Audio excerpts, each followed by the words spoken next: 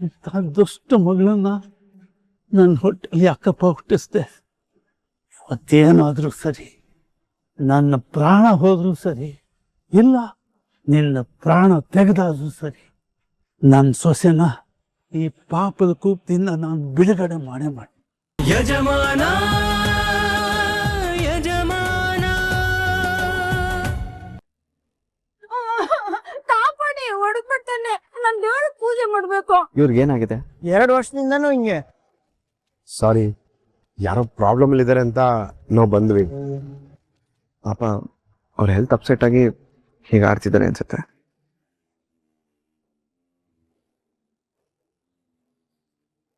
Sorry sir, ಹುಷಾರಾಗಿ ನೋಡ್ಕೊಳ್ಳಿ. ನಾವಿನ್ನು ಹೊರಡ್ತೀವಿ. Okay sir.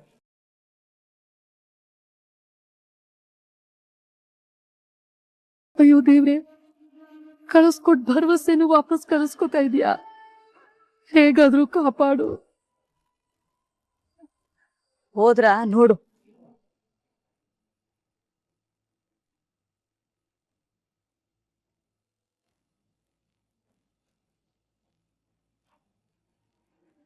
ಇದೆಲ್ಲ ಹೇಗೆ ಸಾಧ್ಯ?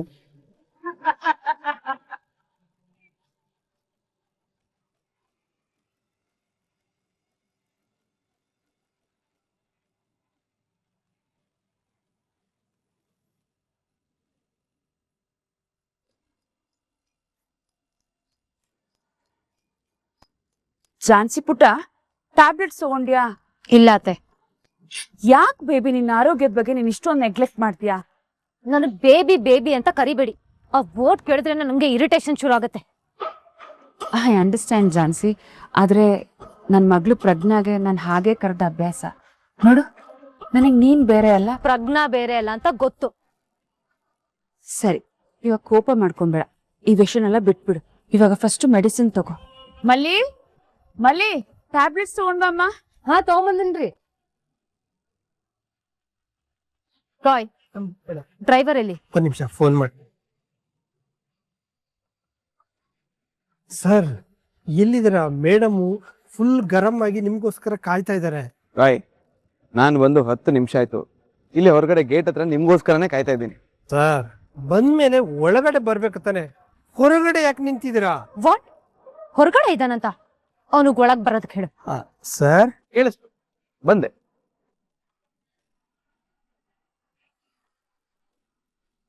Good morning madam. ನಿನಗೆ ಕಾಮನ್ ಸೆನ್ಸ್ ಇಲ್ವಾ?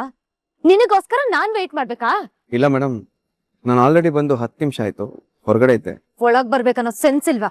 ನೆನ್ನೆನೆ ಹೇಳಿದ್ರಲ್ಲ ಮೇಡಮ್, ಡ್ರೈವರು ಎಲ್ಲಿರ್ಬೇಕು ಅಲ್ಲೇ ಇರಬೇಕು ಅಂತ. ಓಕೆ, ಹೊರಗಡೆ ಇರೋದೇ ಬೆಟರ್ ಅಲ್ವಾ? ನಾನ್ ಹೇಳಿದ್ದು ನಮ್ಮ ಮನೆ ವಿಷಯಕ್ಕೆ ತಲೆ ಹಾಕ್ಬೇಡ ಅಂತ, ಮನೆ ಒಳಗಡೆ ಬರ್ಬೇಡ ಅಂತ ಅಲ್ಲ. ಸಾರಿ ಮೇಡಮ್, ನಾನು ತಪ್ಪಾಗಿ ಅರ್ಥ ಮಾಡ್ಕೊಂಡಿದ್ದೆ. ಸರಿ ಬಿಡು, ನಡಿ ಹೊರಡೋಣ.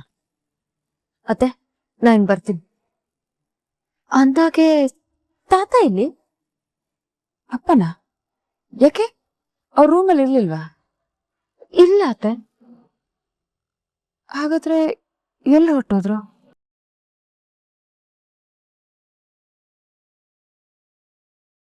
ಇಲ್ಲೇನೋ ಕೂತ್ಕೊಂಡ್ಬಿಟ್ಟೆ, ಇಳಿಯೋದು ಹೇಗೆ?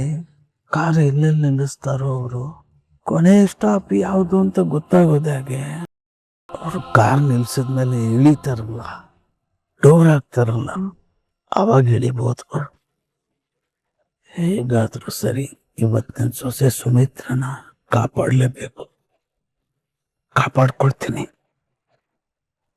ಮೇಡಮ್ ಅವ್ರ ಗುಳ್ಗಿರಿ.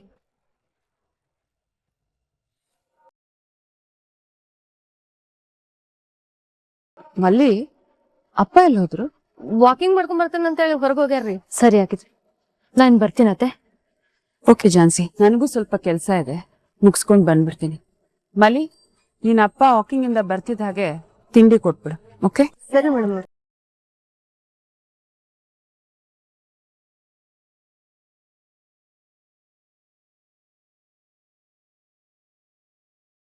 ರಥ ಹೊರಡಿತು. ರಾಘು ಸರ್, ನಿಜ ಹೇಳಿ, ನಿನ್ನೆ ಮಾತನ್ನ ಅಷ್ಟೊಂದು ಸೀರಿಯಸ್ ಆಗಿ ತಗೊಂಡಿದ್ದೀರಾ? ರಾಯ್, ನಾನಿವತ್ತು ಬರೋದು 10 ನಿಮಿಷ ಲೇಟ್ ಆಯ್ತು. ಇರೋ ಸಿಚುವೇಶನ್ ಹೇಗೆ ಹ್ಯಾಂಡಲ್ ಮಾಡಬೇಕು ಅಂತ ನನ್ಗೆ ಗೊತ್ತಾಗ್ಲಿಲ್ಲ. ಅಷ್ಟೊಂದು ಚಿಕ್ಕದಾಗ ಒಂದು ಸುಳ್ಳು ಹೇಳ್ದೆ. ಸರಿ, ಮೇಡಮ್ ಹೊರಟ್ರು, ನೀನ್ ಬಾ. ಇವರು ಸಾಮಾನ್ಯದವರಲ್ಲ. ಲೇಟಾಗಿ ಬಂದಿರೋದ್ನು ಮ್ಯಾನೇಜ್ ಮಾಡಿದ್ರು. ಈ ಕಡೆ ತುಳಸಿ ಮೇಡಮ್ ಸರ್ನ ಹೊರಗೆ ಇರಿಸ್ಬೇಕು ಅಂತ ಪ್ಲಾನ್ ಮಾಡಿದ್ನು ಹಾಳು ಮಾಡಿದ್ರು. ಒಂದೇ ದೀಪದಲ್ಲಿ 2 ಮನೆ ಬೆಳಗಿದ್ರು. ರಾಯ್, ಮೇಡಮ್ ಬಂದೆ. ಲ್ಯಾಪ್ಟಾಪ್ ಇದೆ ತಾನೆ? ಎಲ್ಲ ಇದೆ ಮೇಡಮ್. ಸರಿ.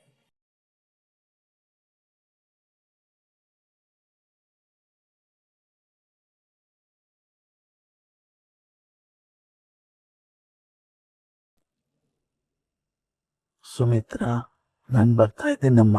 ಇವತ್ತಿಗೆ ನನ್ನ ಮೊಮ್ಮಗಳು ಒದ್ದಾಟಕ್ಕೆ, ನಿನ್ನ ಸಂಕಟಕ್ಕೆ, ಈ ತುಳಸಿ ಕೆಟ್ಟತನಕ್ಕೆ ಎಲ್ಲದಕ್ಕೂ ಒಟ್ಟಿಗೆ ಮುಕ್ತಾಯ ಆಡ್ತೀನಿ.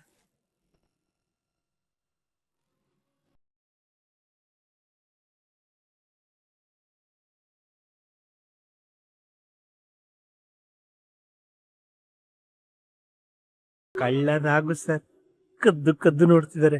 ಇದೇ ಸಿಚುವೇಶನ್ ಒಂದು ರೊಮ್ಯಾಂಟಿಕ್ ಸಾಂಗ್ ಬಂದಿದ್ರೆ ಹೇಗಿರ್ತಾ ಇತ್ತು. ರಾಯ್, ಏನಾದ್ರು ಸಾಂಗ್ ಪ್ಲೇ ಮಾಡ್ಬೇಕಾ? ನನಗ್ ಬೇಡ ಸರ್, ಮೇಡಮ್ ಬೇಕು ಅಂದ್ರೆ ಓಕೆ ಸರ್. ಈ ಡ್ರಾಮಾ ಎಲ್ಲ ಬೇಡ, ಸುಮ್ನೆ ಡ್ರೈ ಮಾಡು.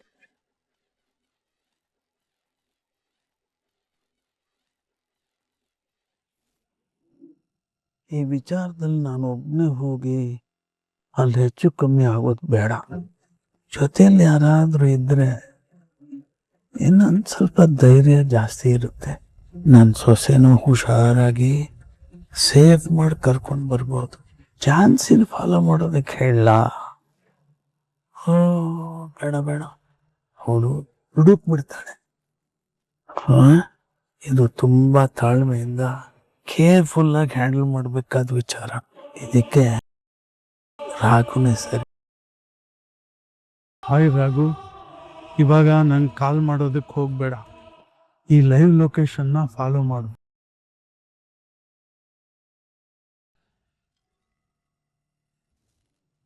ತಾತ ಮೆಸೇಜ್ ಮಾಡಿದಾರಲ್ಲ, ಜೊತೆಗೆ ಲೈವ್ ಲೊಕೇಶನ್ ಕೂಡ ಶೇರ್ ಮಾಡಿದ್ದಾರೆ. ಏನಿರ್ಬೋದು?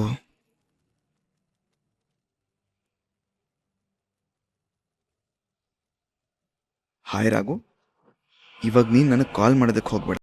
ಈ ಲೈವ್ ಲೊಕೇಶನ್ ತಾತ ವಾಕ್ ಹೋಗಿದ್ದಾರೆ ಅಂತ ಹೇಳಿದ್ರಲ್ವಾ, ಮತ್ತೆ ಯಾವುದೋ ವೆಹಿಕಲ್ ಅಲ್ಲಿ ಮೂವ್ ಆಗ್ತಿರೋ ರೀತಿ ಇದೆ.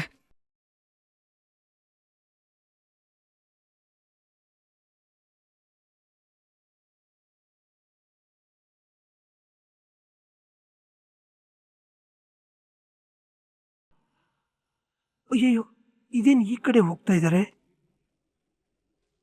ಸರ್? ನಾವಿಲ್ಲೇ ಹಿಂದೆ.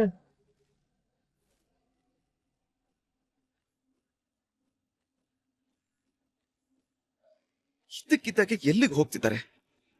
ಏನ್ ಸಮಸ್ಯೆನಲ್ಲಿ ಸಿಕ್ಕಾಕೊಂಡಿರ್ಬಹುದು? ಏನಾಗಿದೆ? ತಾತ ಯಾಕೆ ನನಗೆ ಲೈವ್ ಲೊಕೇಶನ್ ಕಳ್ಸಿದ್ರು? ರೈಟ್ ರೈಟ್, ಮೇಡಮ್ ಬಂದಿದ್ದಾರೆ. ಕಾನ್ಫರೆನ್ಸ್ ಹಾಲ್ ಇದ್ದಾರೆ. ಅದ್ ಸರಿ, ಏನಾಯ್ತು ಸರ್? ಯಾಕೆ ಟೆನ್ಷನ್ ಅಲ್ಲಿ ಇದ್ರ? ರೋಡಲ್ಲಿ ಬರುವಾಗ ಯಾಕೆ ರೂಟ್ ಚೇಂಜ್ ಮಾಡ್ತಾ ಇದ್ರಿ? ನಾವು ಹೊರಟ ನಂತರ ತಾತ ನನಗೆ ಲೈವ್ ಲೊಕೇಶನ್ ಕಳ್ಸಿದ್ರು. ಹಾಗಾಗಿ ಅಲ್ಲಿ ಪರಿಸ್ಥಿತಿ ಏನಾಗಿದೆ, ಹೇಗಿದೆ ಅಂತ ಒಂದು ಅರ್ಥ ಆಗ್ತಿಲ್ಲ. ಅದಕ್ಕೆ ತರುಣ್ ಕಳ್ಸಿಕೊಟ್ಟಿದ್ದೀನಿ. ಆ ಲೊಕೇಶನ್ಗೆ ನಾನೇ ಹೋಗಿ ಏನಾಗಿದೆ ಅಂತ ನೋಡ್ಕೊಂಡು ಬರ್ತೀನಿ. ಅಲ್ಲಿವರೆಗೂ ನೀನು ಇಲ್ಲಿ ಹೇಗಾದ್ರೂ ಮ್ಯಾನೇಜ್ ಮಾಡು. ಓಕೆ ಸರ್, ಹುಷಾರು. ಏನಾದ್ರು ಪ್ರಾಬ್ಲಮ್ ಇದ್ರೆ ಫೋನ್ ಮಾಡಿ.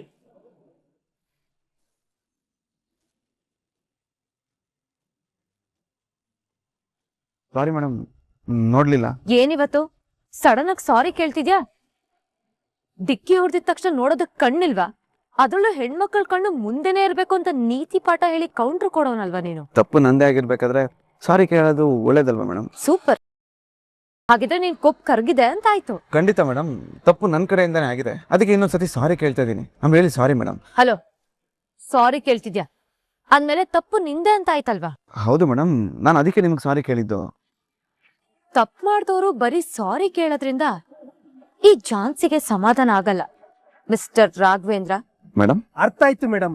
ಇನ್ನೊಂದ್ ಕಪ್ಪು ಟೀ ತಗೊಂಡ್ ಬಂದ್ ಕೊಟ್ಟು ಅದನ್ನ ಸರಿ ಮಾಡ್ಬೇಕಲ್ವಾ? ನಾನೇ ತಗೊಂಡ್ ಬರ್ತೀನಿ.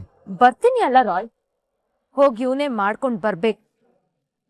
ಅಲ್ಲ ಮೇಡಮ್, ಅವರು ನಿನಗೆ ಹೇಳ್ತಿರೋದು, ಹೋಗ್ ಟೀ ತಗೋಬಾ. Okay madam. ಸರ್, ಮೇಡಮ್ ಹತ್ರ ಪ್ರಾಬ್ಲಮ್ ಏನಾಗಿದೆ ಅಂತನಾದ್ರೂ ಹೇಳ್ಬಿಟ್ಟೆ. ರಾಯ್, 2 ನಿಮಿಷ ತಾನೆ, ನಾನೇ ಟೀ ಮಾಡ್ಕೊಂಡ್ ಬರ್ತೀನಿ. ರಾಯ್,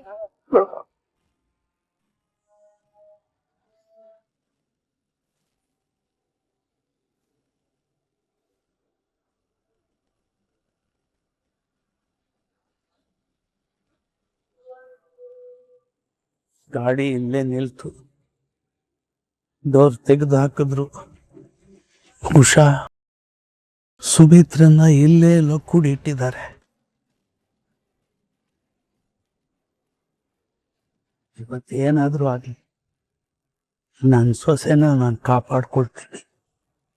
ಎದುರುಗಡೆ ಯಾರೇ ಬರಲಿ ಅಷ್ಟೇ ಅವ್ರ ಕಥೆ.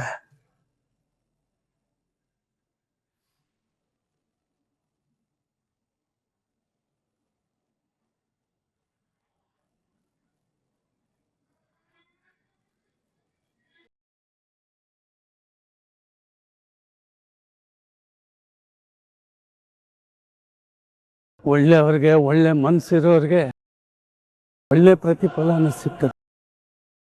ಒಂಥರ ಕೆಟ್ಟ ಮನಸ್ಸಿರೋರಿಗೆ ಇದೇ ಗತಿ ಆಗೋದು. ಇವತ್ತೇನಾದ್ರೂ ಆಗಲಿ ನನ್ನ ಸೊಸೆನ ನಿನ್ನ ಕಪಿ ಮುಷ್ಟಿಯಿಂದ ಎತ್ಕೊಂಡು ಹೋಗ್ತೀನಿ.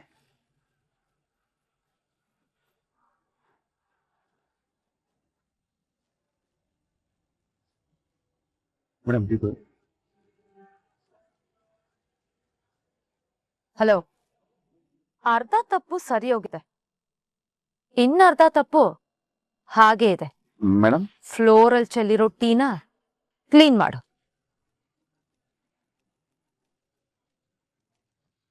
ಸರಿ ಮೇಡಮ್.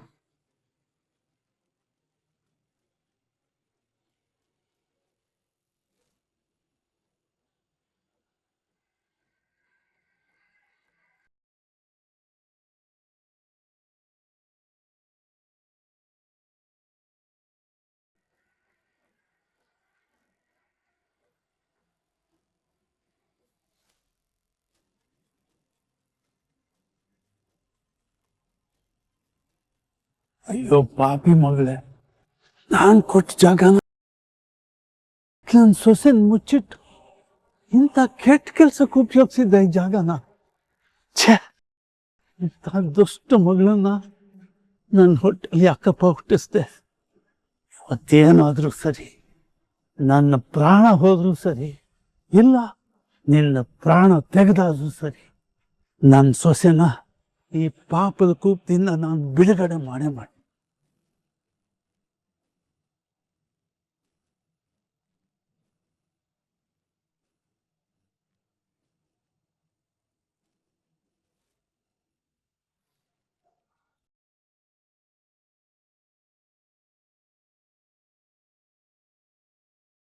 ನಿನ್ನನ್ನು ಯಾವ ಕೆಟ್ಟ ಶಬ್ದದಲ್ಲಿ ಬೈದರೂ ಅದು ಕಮ್ಮಿನೇ ಕಡೆ. ತಾಯಿ ಸ್ಥಾನದಲ್ಲಿ ಇದ್ಕೊಂಡು ನಿನ್ನನ್ನು ಪ್ರೀತಿಯಿಂದ ನೋಡ್ಕೊಂಡ್ಲಲ್ಲೇ ಅವಳು. ಅವಳದ್ದು ಇವತ್ತು ಇನ್ನು ಕಾಲು ಬುಡದಲ್ಲಿ ಕೂರಿಸ್ಕೊಂಡಿದ್ಯಲ್ಲ. ನನ್ನ ಸೊಸೆನೇ ಈ ಜಾಗದಲ್ಲಿ ಇರೋದಕ್ಕೆ ನಾನು ಬಿಡಲ್ಲ ಕಣೆ. ಬರ್ತೀನಿ ನೋಡು.